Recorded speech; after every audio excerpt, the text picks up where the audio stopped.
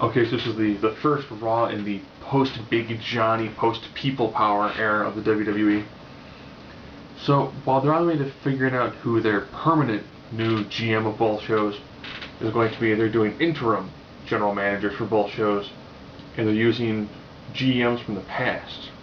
So this week, for both Raw and SmackDown, it'll be Mick Foley.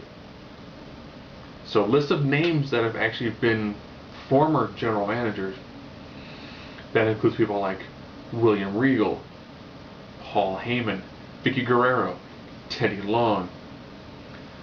I think Austin was a GM during the guest GM era, where they did a GM per week.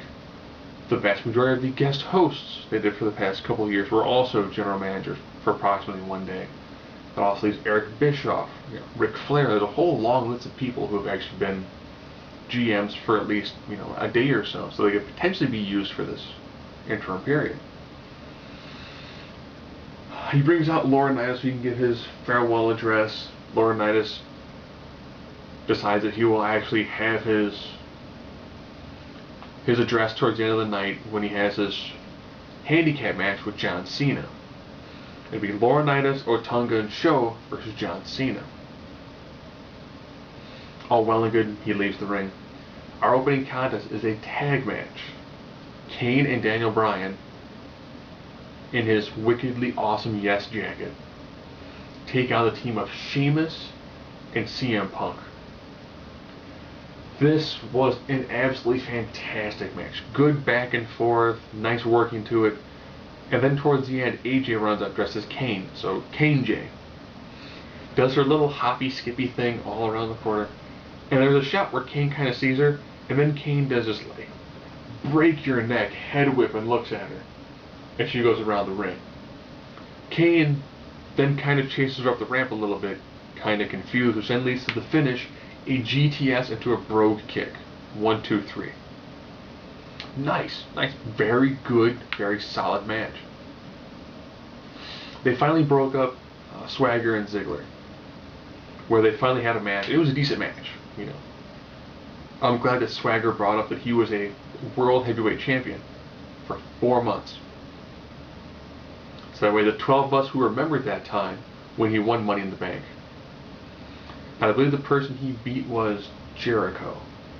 I think Edge laid out Jericho, and then Swagger cashed it in, gut-wrench powerbomb, became the champion. If you don't recall him winning, I think he was the last winner at the WrestleMania Money in the Bank. He had a problem opening the clip to get the briefcase down. Super awkward. His title run, super awkward. This match, really good. But then again, it's Ziggler. Ziggler's getting to the point now where he could probably wrestle a wet napkin and a fork and get them over with the crowd. He could probably wrestle that invisible wrestler from Japan and put on a solid match.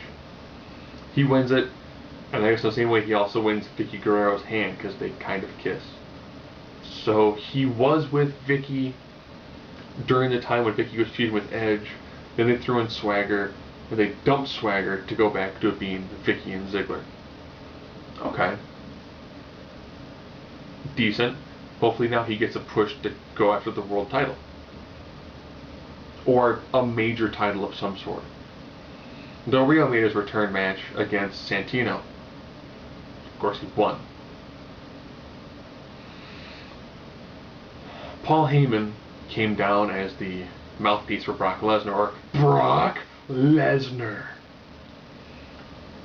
And then H came down, it's kind of like, so is Lesnar going to fight me at SummerSlam? No. So he's scared, right? Good back and forth between these two guys. The nice thing is, Heyman is so fantastic on the microphone, and he draws great heat. But we know he can't wrestle. Brock Lesnar can wrestle, but he couldn't draw heat from a forest fire. And he sucks on the mic. Good back and forth. And of course it ends with Triple H laying out Heyman and being like, I'll see Lesnar. SummerSlam. Les is afraid I'll do that to him. Drops the mic, walks out. Nice solid, like the first hour main event. Pretty good. Epico and Primo took on the Primetime Players, or Crime Time 2.0. That match ended in a count out when the Primetime Players, while getting wailed on, decided to just bail. Okay.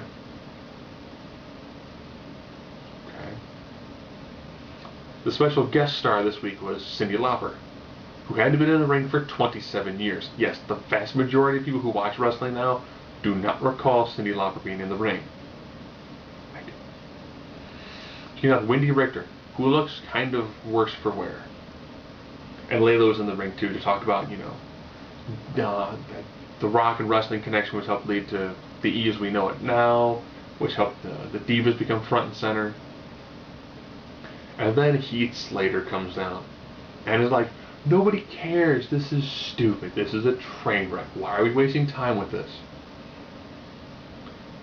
So he kind of saves it, but then the ultimate savior of this entire promo comes down, and it's Roddy Piper. Long story short, Piper gives Cyndi Lauper a gold record, they smash it over Heath Slater. Pretty solid stuff, all things considered. And now we're on our way to the train wreck that is the main event. Sho, Otunga, Laurinaitis versus Cena. Sho, before the match even begins, is like, hey, I don't care. Gets out of the ring. So it's now Otunga and Cena. Actually, a fairly decent match. Till Laurinaitis tags himself in to try to get the quick pin. And then Otunga's like, and leaves him. So that's Laurinaitis versus John Cena. Cena, couple AAs, STF, it's done. Ironically, that was a pay-per-view match like 2 months ago. So it seemed like it built up really good with that opening contest, that fantastic tag match. And it seemed like that first hour was really good. Ending with the Paul Heyman Triple H segment was really solid. The segment with Roddy Piper, Cyndi Lauper, Wendy Richter, Layla, and Heath Slater was a good segment for older fans. Probably got kind of lost entirely on younger fans. That tag match, which was okay, it's weird realizing that they had 4 tag teams involved in that match to pick the #1 contender at No Way Out. It's bizarre I think there's actually that many tag teams in the E. And no Ryback match, which is weird. I thought Ryback would have won the #1 contender for the tag title since he beats 2 guys at the same time like every week. And then to end it with that match, it just felt kind of hollow. It's good that Laurinaitis is gone. It's good they're gonna cycle in, cheap pop guest stars every now and then. But I really felt like if they want to drag it out this much, they could have just as easily have had John Cena win and Over the Limit, and then taken some time off. He easily could have won it. The next night, Joe could have came back, knocked him out, and Cena could have been off for like 2 weeks. But instead they decided to drag out the Laurinaitis firing angle a little bit longer than it needed to be. So it just felt kind of hollow and empty. On the bright side, at least he's gone.